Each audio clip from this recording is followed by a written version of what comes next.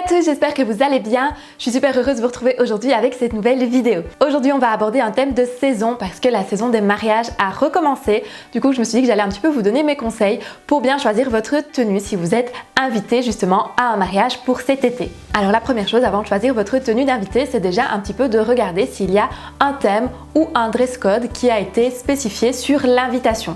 Donc s'il y a un dress code qui est prévu, ce sera bien évidemment toujours noté sur l'invitation. Donc regardez bien s'il n'y a pas une obligation, que ce soit s'habiller en long, porter un chapeau, porter une couleur en particulier. Donc ça, faites-y bien attention parce que si vous ne checkez pas ce petit détail, on peut vite se sentir mal à l'aise quand on arrive quelque part et que tout le monde a respecté le dress code sauf nous.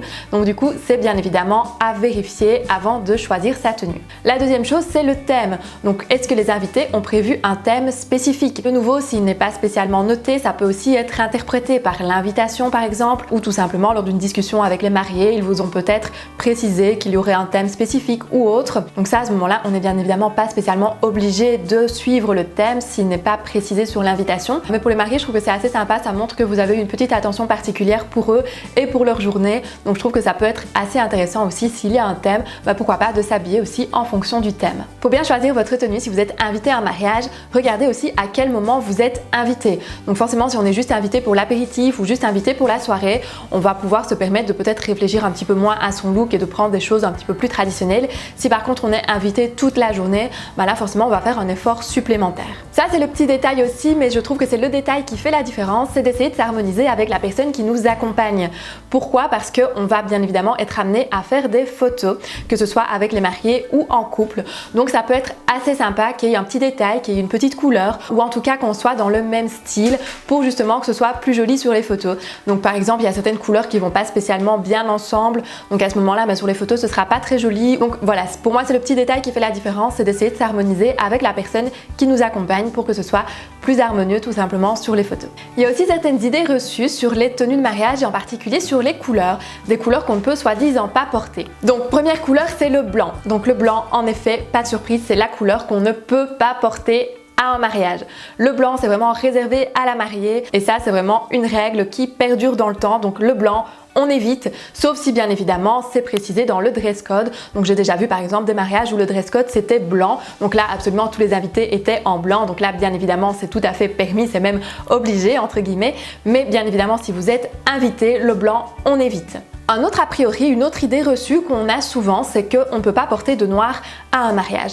Ici par contre, je serai un petit peu plus tempérée. Pour moi, on peut tout à fait porter du noir à un mariage. Pourquoi? Parce que le noir, c'est vraiment la couleur chic, la couleur de l'élégance par excellence. Donc pour moi, on peut tout à fait porter du noir à un mariage, si bien évidemment c'est bien dosé. C'est-à-dire que si on porte du noir des pieds à la tête, donc en passant par la coiffe, l'étole, la robe, les bijoux, les chaussures, le sac, bien évidemment ici ça va donner un côté un petit peu trop austère, un petit peu trop deuil. Alors que si par exemple on associe une jolie robe noire avec une sandale dorée, une jolie paire de boucles d'oreilles corail et un rouge à lèvres assorti par exemple, on a vraiment là un très chouette look, un look un petit peu plus printanier, un petit peu plus festif et là du coup ça peut vraiment donner un très chouette style. Donc le noir, on peut tout à fait porter du noir à un mariage, simplement on va veiller à l'égayer un petit peu avec peut-être des accessoires un petit peu plus colorés, dorés, argentés, un rouge à lèvres un petit peu plus peps, donc des choses qui sont un petit peu plus estivales, un petit peu plus joyeuse. Une autre idée reçue aussi par rapport aux couleurs, c'est le rouge. Donc j'ai déjà lu qu'on ne pouvait pas porter de rouge à un mariage parce que le rouge c'était la couleur la plus flash, la plus voyante par excellence et que du coup, un petit peu au même titre que le blanc, on risquait de voler un petit peu la vedette à la mariée. Personnellement, je ne suis pas d'accord non plus parce que justement, s'il y a bien un événement où on peut porter des couleurs un petit peu plus vives, un petit peu plus peps, c'est bien les mariages ou encore les baptêmes parce qu'on célèbre la vie, on célèbre l'amour, on célèbre le bonheur. Donc du coup, on peut tout à fait pour moi se permettre des couleurs un petit peu plus vives, un petit peu plus voyantes, surtout que c'est l'occasion parce que pour beaucoup on porte des couleurs assez neutres le reste de l'année, du blanc, du gris, du noir, du beige et du coup si on peut pas porter de la couleur à un mariage, quand est-ce qu'on peut la porter? Donc vraiment pour moi il n'y a pas d'interdiction au niveau de la couleur. De nouveau ça dépendra aussi de la mariée ou du marié et de leur avis par rapport à ça. Si vous n'êtes pas tout à fait sûr, posez-leur tout simplement la question, mais à mon sens on peut tout à fait porter des couleurs assez peps, assez vives pour un mariage, c'est justement l'occasion de pouvoir porter ce genre de couleurs. Encore une idée reçue, c'est qu'on est obligé de porter une jupe ou une robe à un mariage. De nouveau, je vous arrête là. Pour moi, on n'est pas du tout obligé de montrer ses jambes si on n'en a pas envie ou tout simplement si on n'aime pas spécialement de mettre des robes ou des jupes. Donc le but, vous êtes invité à un mariage, à un événement festif, vous allez faire la fête, vous allez revoir des personnes que vous n'avez peut-être plus vues depuis longtemps.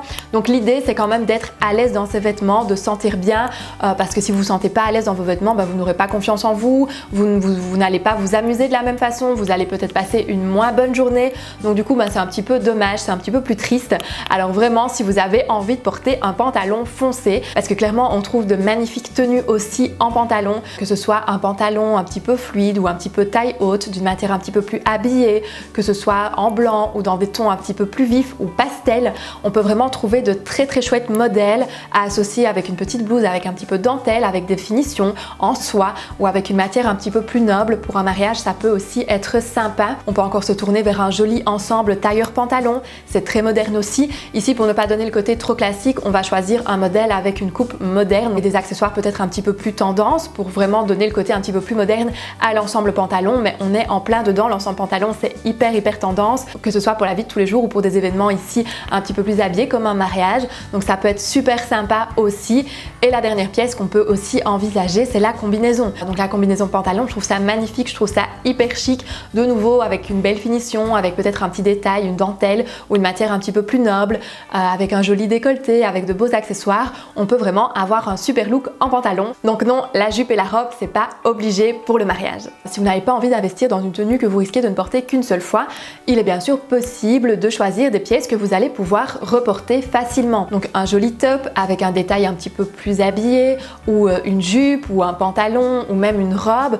Tout ça, de nouveau, ça va dépendre un petit peu de la manière dont vous allez l'accessoiriser autour, mais il est clairement possible d'acheter des pièces que vous allez pouvoir réutiliser par la suite, et c'est même ce que je vous conseille parce que parfois c'est un petit peu dommage d'investir dans une robe ou dans un ensemble qu'on ne portera plus. Faites attention aussi à ne pas vous habiller de manière trop décontractée, trop casual. Il vaut parfois mieux en faire un petit peu plus que un petit peu moins quand on ne sait pas trop un petit peu l'univers qu'aura le mariage. Si on est invité par exemple toute la journée, à ce moment-là, si vous hésitez entre deux tenues, choisissez toujours celle qui sera plus habillée. Il vaut mieux être trop habillé que pas assez. Attention aussi que quand je dis trop habillé, ça veut pas spécialement dire la longue robe avec les gros froufrous, la robe de princesse avec les cerceaux, etc. Là, vous risquez peut-être d'en faire too much, mais par contre, avec une tenue chic, élégante et habillée, vous ne ferez jamais d'erreur. Quand on est invité à un mariage, il y a donc la tenue qui a toute son importance, mais pour moi, ce qui est tout aussi important, c'est tout ce qu'il va y avoir autour. Donc, c'est-à-dire qu'on va vraiment faire un effort sur ce qui est coiffure et sur ce qui est make-up.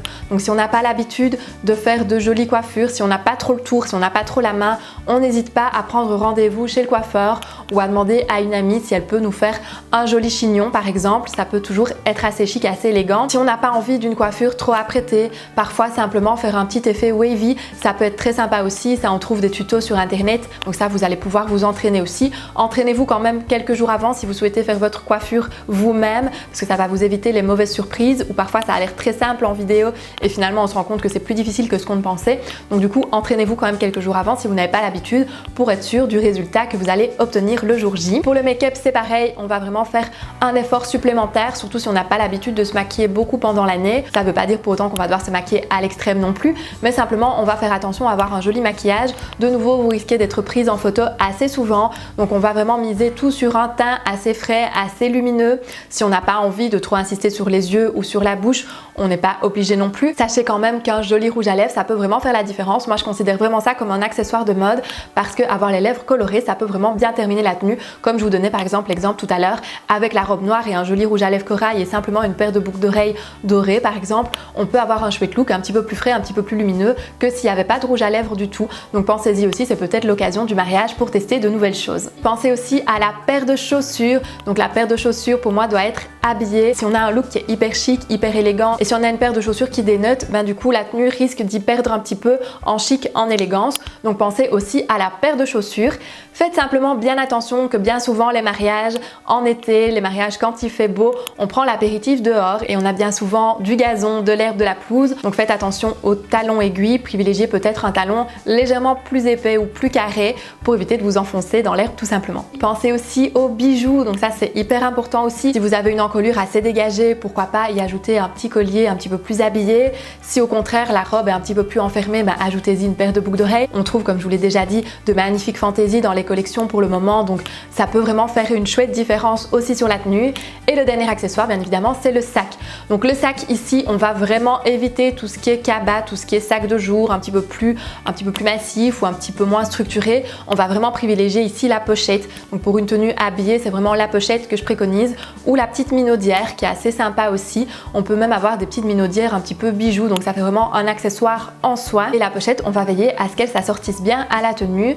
On n'est pas obligé d'assortir sa pochette à ses chaussures, on peut justement dépareiller, ça donne le côté un petit peu plus tendance, ça donne un petit peu plus de relief à la tenue. Si cependant on aime bien d'assortir, pour moi c'est pas non plus une faute de goût, mais si on veut le côté un petit peu plus tendance, on peut bien évidemment dépareiller. Voilà donc mes petits conseils pour cet été si vous êtes invité à un mariage. Si vous avez des questions, si vous ne savez pas trop quoi choisir ou si vous hésitez, posez-moi la question en commentaire, j'y réponds toujours avec plaisir. Nous on se retrouve la semaine prochaine pour une nouvelle vidéo et d'ici là je vous fais plein de bisous. Bye bye!